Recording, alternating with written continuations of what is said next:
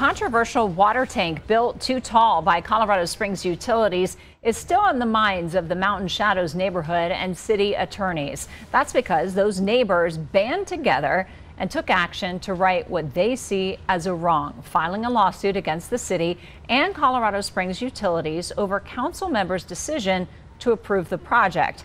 Now the case is in a judge's hands. News 5 investigative reporter Megan Cloherty has been following this story for the better part of a year and called attention to the conflict of interest council members faced in this decision. Megan.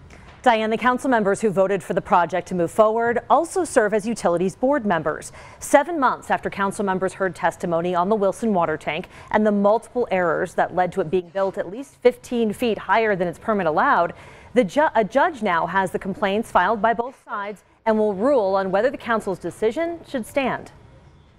Let's rewind to last summer.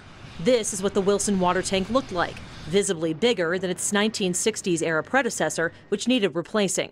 Plans for this tank noted it would be 45 feet high. That's what planners told those who live around it.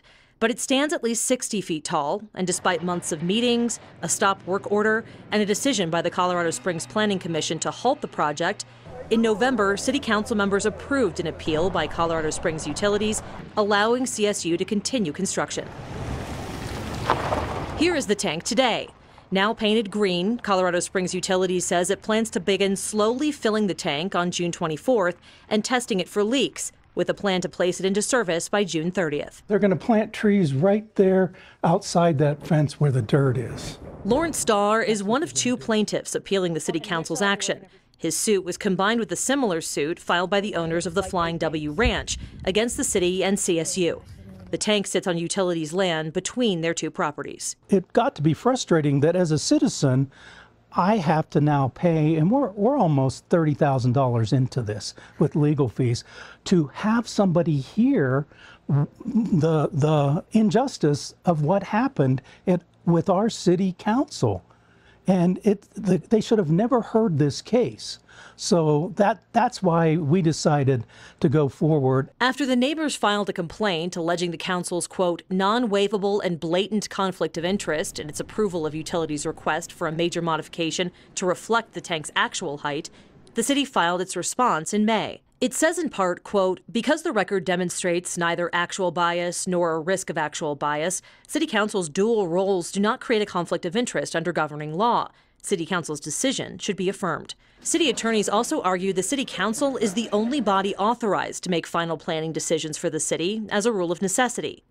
Attorneys for the Flying W and Lawrence Starr rebuffed that argument in their final response filed this week. A non-conflicted impartial tribunal also exists to hear an appeal by CSU, the district court. After months of back and forth filings, each party has had its say, and now they wait for a judge to decide whether to reverse the council's decision. If that happens, the Planning Commission's rejection of utilities' water tank project would stand. They've got this deal set up where they can do what they want and they can have it fixed. It was most obvious that they should have had to do something to abate their problem, but City Council gave them a pass. 7 months after the City Council's decision lit a fire inside Lawrence Starr to fight for CSU to be held accountable, the tank still looms large behind his home, a constant reminder of what he considers an injustice. The fight continues. The fight continues. Reached out to CSU. They declined to comment for the story. Starr and the Flying W want the judge to consider this case to void the council's decision, which would uphold the Planning Commission's vote to stop the project. No telling, though, what happens to the tank then. The judge has 3 months to return a ruling. Megan Cloherty, News 5 investigates.